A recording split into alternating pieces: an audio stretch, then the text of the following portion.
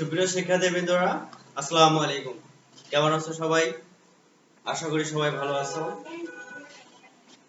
বর্তমান কোভিড-19 বিদ্যমান পরিস্থিতিতে তোমাদের শিক্ষার যে ব্যাপক ক্ষতি হয়েছে তার কিছুটা পুষিয়ে দেওয়ার জন্য মাননীয় সরকার কর্তৃক নির্দেশে মেরিটোরিয়াস পাবলিক কলেজ কর্তৃক আয়োজিত অনলাইন ক্লাসে এই প্ল্যাটফর্ম থেকে স্বাগত জানাচ্ছি আমি মোহাম্মদ শাহিন আলম, প্রভাষক অর্থনীতি। সুপ্রিয় শিক্ষার্থী বন্ধুরা, আজকে আমাদের আলোচ্য বিষয় অর্থনীতি প্রথম পত্র অধ্যায় 1। আমাদের আজকে আলোচ্য বিষয় অর্থনৈতিক মৌলিক সমস্যা ও সমাধান। তাহলে আমরা শুরু করি আমাদের আজকে আলোচ্য বিষয়।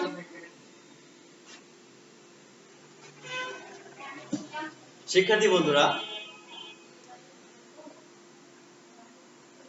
আমাদের অভাব অসীম। একটা অভাব দেখা দিলে আর একটা অভাব দেখা দিবে, অথবা একসাথে অনেকগুলো অভাব দেখা দেবে। কিন্তু এই অভাবগুলো পূরণ করার জন্য আমাদের যে সম্পদ, এই সম্পদ অত্যন্ত সীমিত। এই সীমিত সম্পদ দিয়ে আমাদের অসীম অভাব পূরণ করার জন্য আমাদের দ্রব্য সামগ্রী উৎপাদন করতে হয়। এই দ্রব্য সামগ্রী উৎপাদন করতে গিয়ে আমাদের যে সমস্যাগুলো তৈরি হয়, যে সমস্যাগুলোর আমরা মুখোমুখি হই, সেই সমস্যাগুলো বলা হচ্ছে অর্থনৈতিক সমস্যা। অর্থনীতির সংজ্ঞা দিতে গিয়ে এল রবিন্স বলেন, অর্থনীতি হচ্ছে এমন একটি বিজ্ঞান যে অসীম অভাব, বিকল্প ব্যবহারযোগ্য, সীমাবদ্ধ সম্পদের মাঝে সমন্বয় সাধনে মানবীয় আচরণগুলো আলোচনা করে। এল রবিন্স অর্থনীতির সবচেয়ে গ্রহণযোগ্য সংজ্ঞা প্রদান করেন। তার এই সংজ্ঞা থেকে আমরা অর্থনীতির তিনটি বৈশিষ্ট্য পাই। 1, অসীম অভাব। অসীম অভাব। 2, সীমিত সম্পদ।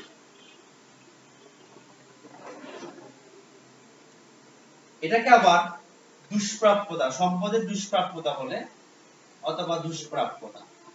দুষ্প্রাপ্যতা। নাম্বার 3, সম্পদের বিকল্প ব্যবহারযোগ্য। সম্পদের বিকল্প ব্যবহার।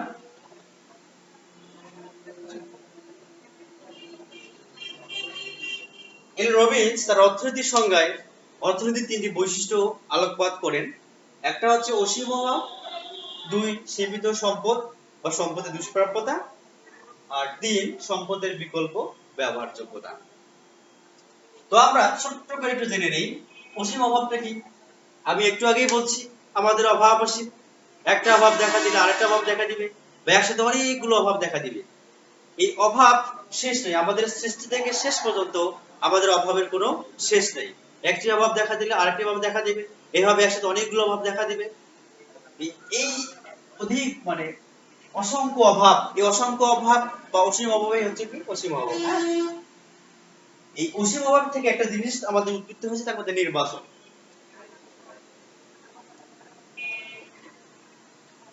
তাহলে আমরা নির্বাচন নিয়ে একটু আলোচনা করি।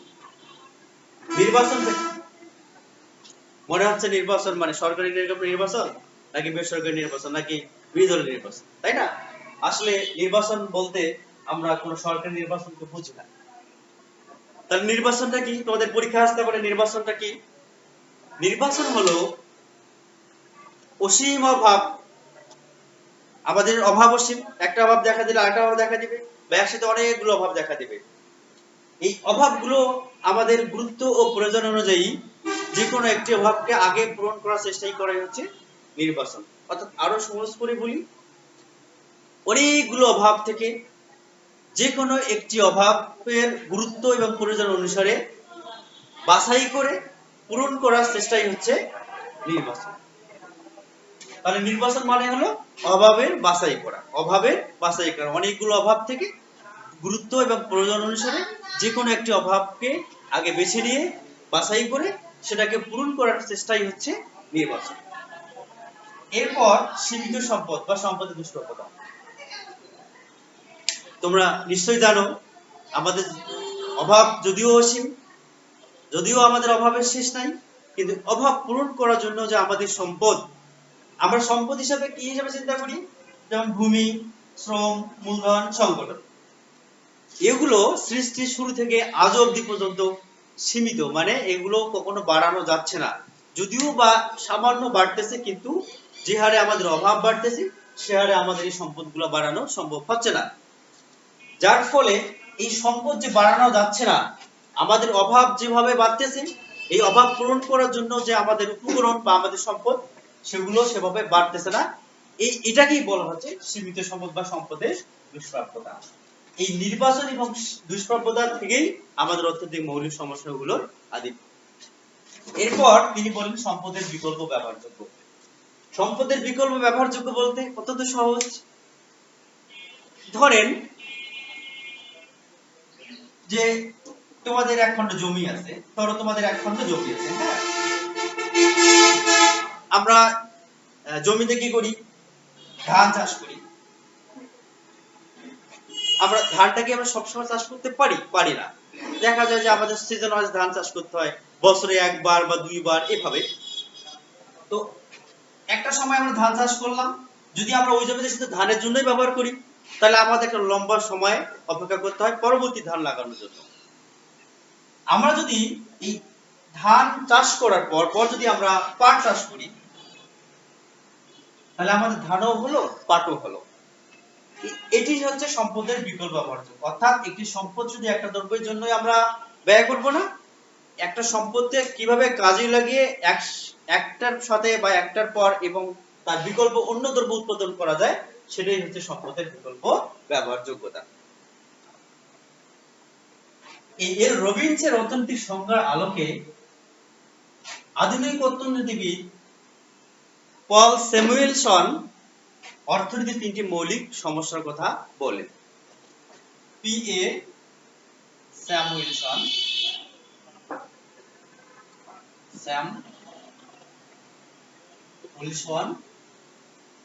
এল রবিনসের সংজ্ঞার আলোকে তিনি অর্থনীতির তিনটি মৌলিক সমস্যার কথা বলেন। এক, কি উৎপাদন করা হবে।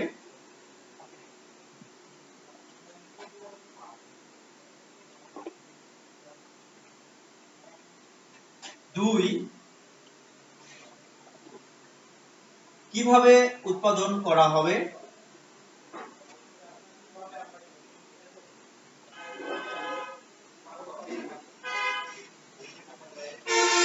তিন, কার জন্য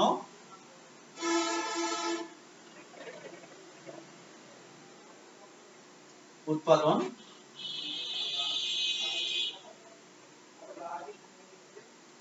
করা হবে। আধুনিক অর্থনীতির জনক পল স্যামুয়েলসন অর্থনীতির তিনটি মৌলিক সমস্যার কথা উল্লেখ করেন। এক, কি উৎপাদন করা হবে, কিভাবে উৎপাদন করা হবে, কার জন্য উৎপাদন করা হবে। তিনি বলেন একটি অর্থনীতির মৌলিক সমস্যা হচ্ছে কি উৎপাদন করা হবে, কিভাবে উৎপাদন করা হবে, কার জন্য উৎপাদন করা হবে। তাহলে চলো আমরা এগুলো নিয়ে বিস্তারিত আলোচনা করি।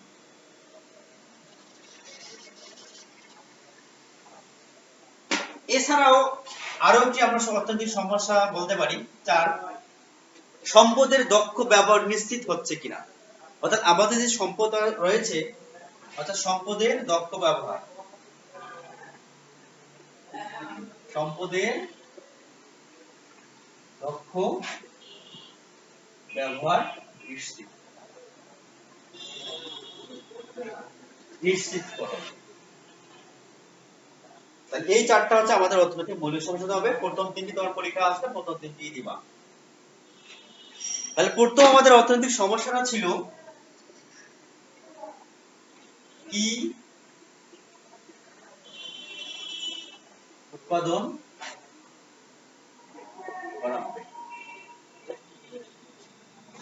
সমাজের প্রথম অর্থনৈতিক মৌলিক সমস্যা হচ্ছে কি দ্রব্য উৎপাদন করব। অর্থাৎ আমাদের অভাব অসীম, একটার অভাব দেখা দিলে আরেকটার অভাব দেখা দিবে। এই অভাব পূরণ করার জন্য আমাদের সম্পদ অত্যন্ত সীমিত। এই সীমিত সম্পদ দিয়ে আমাদের অসীম অভাব পূরণ করার জন্য আমাদের দ্রব্য সামগ্রী উৎপাদন করতে হয়। এই দ্রব্য সামগ্রী কি দ্রব্য উৎপাদন করব তা নির্ভর করে আমাদের অসীম অভাব, এই অসীম অভাবগুলোর মধ্যে কোনটার গুরুত্ব বেশি সেই অনুপাতে বাছাই করে সেই দ্রব্য উৎপাদন করতে পারি।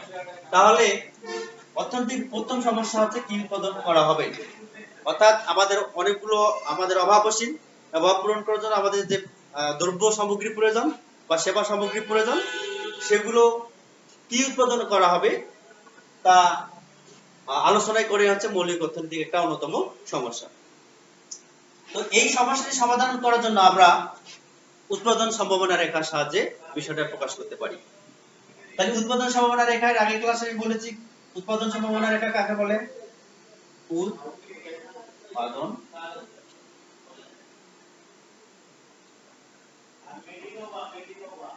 সম্ভাবনা।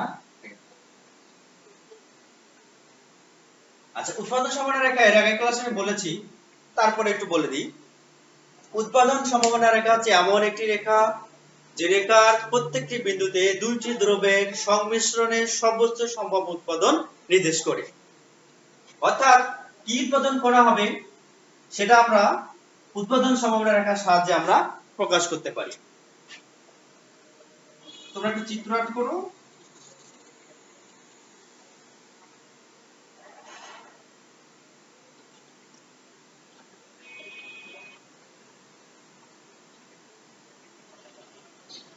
ও এক্স ওয়াই এ বি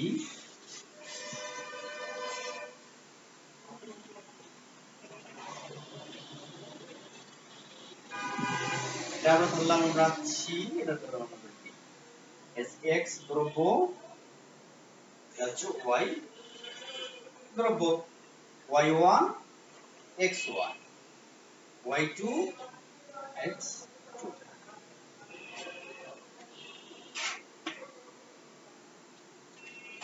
তাহলে চিত্রে দেখো OX অক্ষে x দ্রব্য,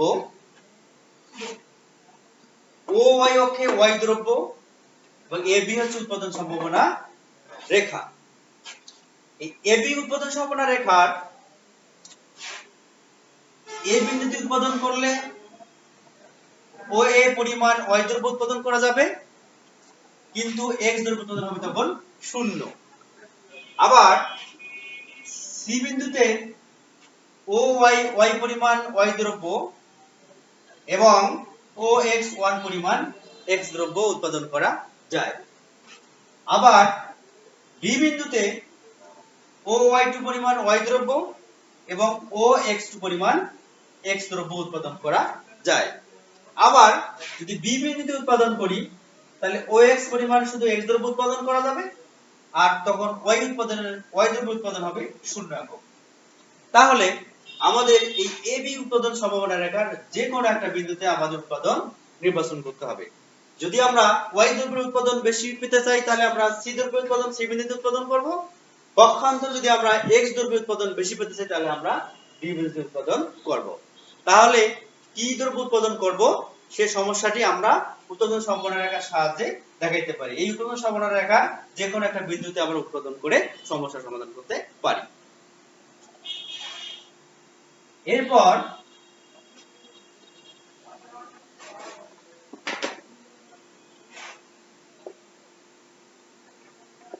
দুই, কিভাবে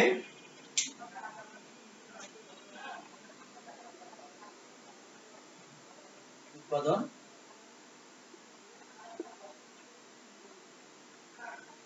করা হবে। তাহলে প্রথম অর্থনৈতিক সমস্যাটা হচ্ছে কি দ্রব্য উৎপাদন করব, পরবর্তী অর্থনৈতিক সমস্যা হচ্ছে কিভাবে উৎপাদন করব। তাহলে খুব সহজ, তোমরা জানো আমরা সাধারণত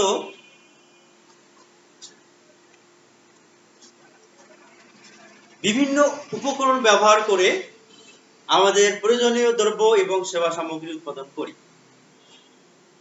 অর্থাৎ ভূমি, শ্রম, মূলধন, সংগঠন ও প্রযুক্তি, এগুলো ব্যবহার করে আমরা দ্রব্য সামগ্রী এবং সেবা সামগ্রী উৎপাদন করি।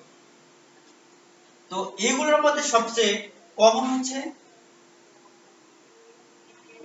মূলধন আর শ্রম সবচেয়ে গুরুত্বপূর্ণ। তাহলে কিভাবে উৎপাদন করা হবে, এটা যেমন অর্থনীতির মৌলিক সমস্যা। অর্থাৎ একটি দেশে কোন প্রযুক্তিতে বা কোন কৌশলে দ্রব্যসামগ্রী উৎপাদন করবে, নাকি মূলধন নিবিড় কৌশল উৎপাদন করবে, নাকি শ্রম নিবিড় কৌশল উৎপাদন করবে, এটা বাছাই করা একটা খুব গুরুত্বপূর্ণ মৌলিক সমস্যা। তো পৃথিবীতে যে দেশগুলো রয়েছে, কিছু কিছু দেশ আছে মূলধন নিবিড় অর্থাৎ মূলধন বেশি, আবার কিছু কিছু দেশ রয়েছে শ্রম বেশি। অর্থাৎ কিছু দেশ মূলধন নিবিড়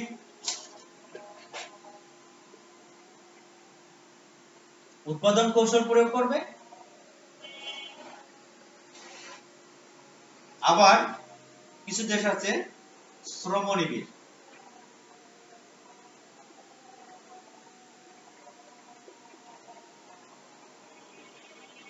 উৎপাদন কৌশল প্রয়োগ করবে। তাহলে কোন দেশ কোন কৌশল অবলম্বন করবে, শ্রম নিবিড় উৎপাদন কৌশল অবলম্বন করবে, নাকি হচ্ছে মূলধন নিবিড় উৎপাদন কৌশল গ্রহণ করবে? তো এই সমস্যার সমাধান করার জন্য আমাদের দেখতে হবে যে সকল দেশ মূলধনে সমৃদ্ধ সে সকল দেশ মূলধন নিবিড় কৌশল উৎপাদন করবে, আবার যে সকল দেশ শ্রম বেশি আর শ্রম নিবিড় সেগুলো দেশ শ্রম নিবিড় উৎপাদন কৌশল প্রয়োগ করবে। অথবা এই শ্রম এবং মূলধনের সংমিশ্রণে দ্রব্য উৎপাদন করা যায়। বিষয়টি আমরা সম উৎপাদন রেখার সাহায্যে প্রকাশ করতে পারি। তাহলে আমরা নতুন একটা শব্দ আসলো, সম উৎপাদন রেখা। সম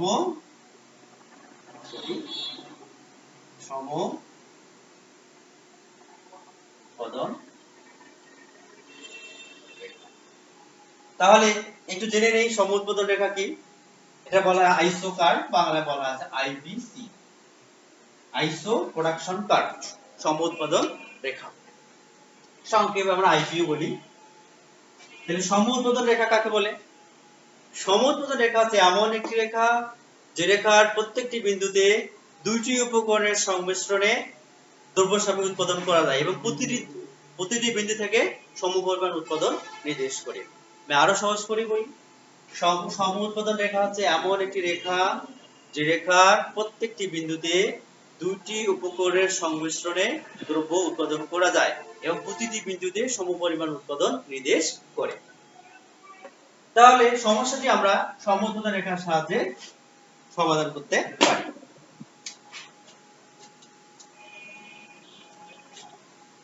তোমরা যারা অর্থনীতি পড়ো, আমাদের অত্যন্ত গুরুত্বপূর্ণ বিষয় হচ্ছে আমাদের চিত্রগুলো অনেক সুন্দর করতে হবে। তোমরা স্কেল ইউজ করবা, পেন্সিল ইউজ করবা, পেন্সিল ইউজ করে সুন্দর করে চিত্রগুলো আর্ট করবা।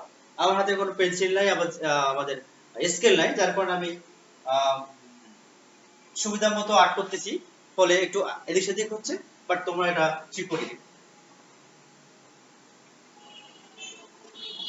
দেখো, তোমরা যারা নতুন, হয়তো এর আগে কখনো অর্থনীতি সম্পর্কে অত বেশি তোমাদের ধারণা নাই, তো তোমরা দেখবা, কিন্তু তোমরা এর আগে জ্যামিতি পড়ে আসছো, জ্যামিতি পাঠের চিত্রগুলো খুব গুরুত্বপূর্ণ। তোমরা সব সময় চিত্রের ক্ষেত্রে খুবই গুরুত্বপূর্ণ হবা এবং খুবই সচেতন থাকবা, ঠিক আছে? তাহলে এই হচ্ছে সম উৎপাদন রেখা। একটু বাঁকা হবে, চিত্রটা একটু দেখো ভালো করে, চাঁদের মতো, ঠিক আছে? এটাকে বলা হচ্ছে আইপি বা আইপিসি বলা যেতে পারে। তো আমরা দিলাম, ঠিক আছে, ও এক্স হচ্ছে ওয়াই। আমরা এটা ধরলাম শ্রম, এখানে ধরলাম আমরা মূলধনকে আমরা ক্যাপিটাল K1 K2 L দ্বারা প্রকাশ করি। এটা হচ্ছে A B।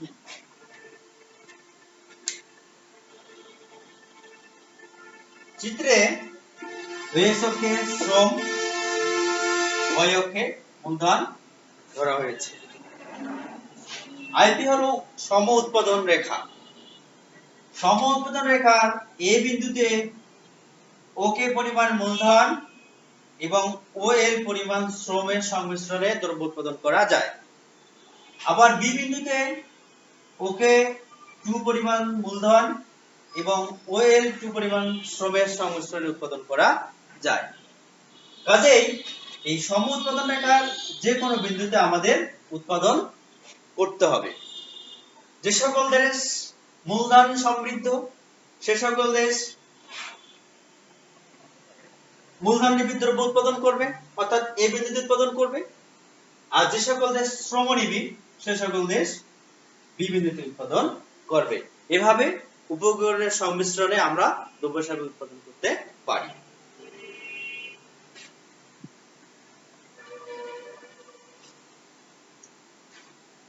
আমাদের পরবর্তী যে সমস্যা, কার জন্য উৎপাদন করা হবে। আমাদের পরবর্তী অর্থনৈতিক মৌলিক সমস্যা হচ্ছে কার জন্য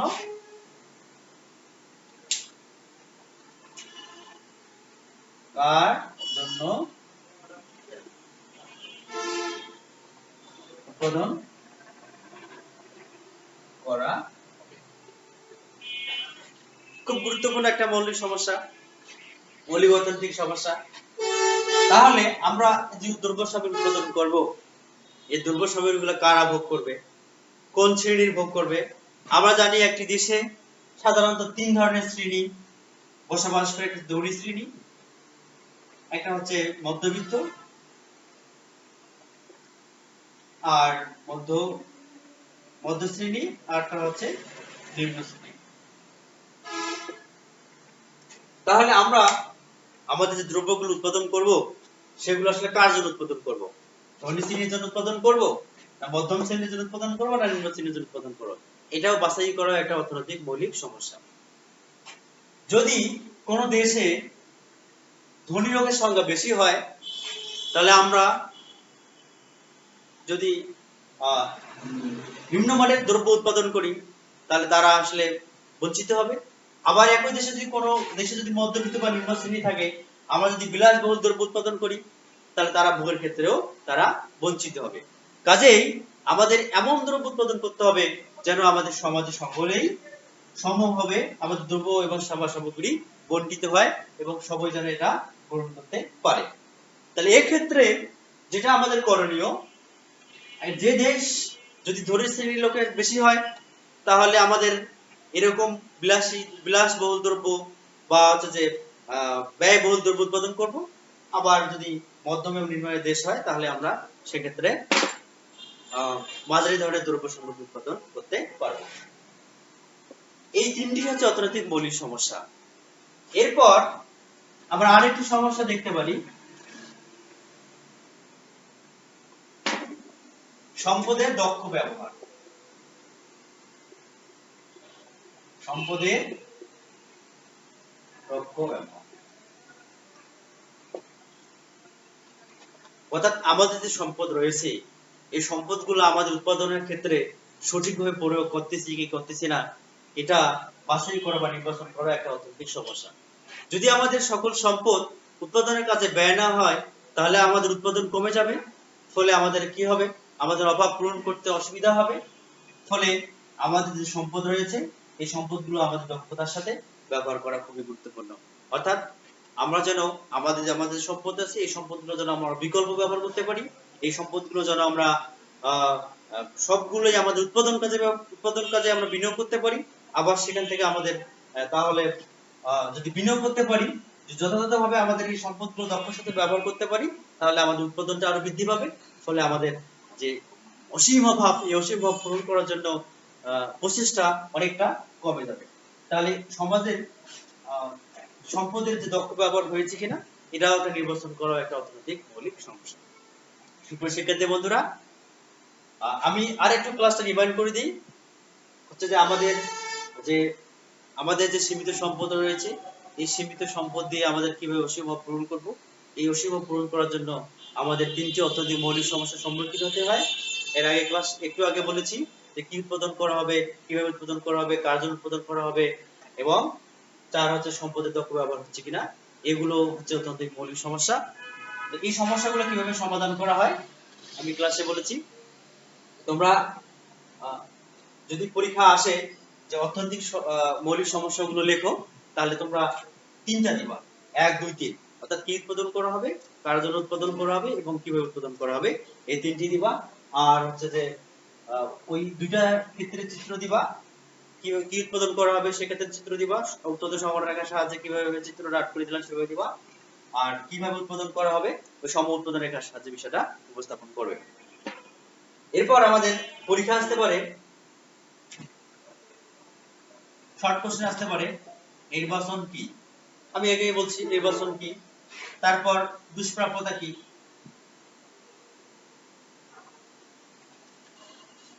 দুষ্প্রাপ্যতা কি,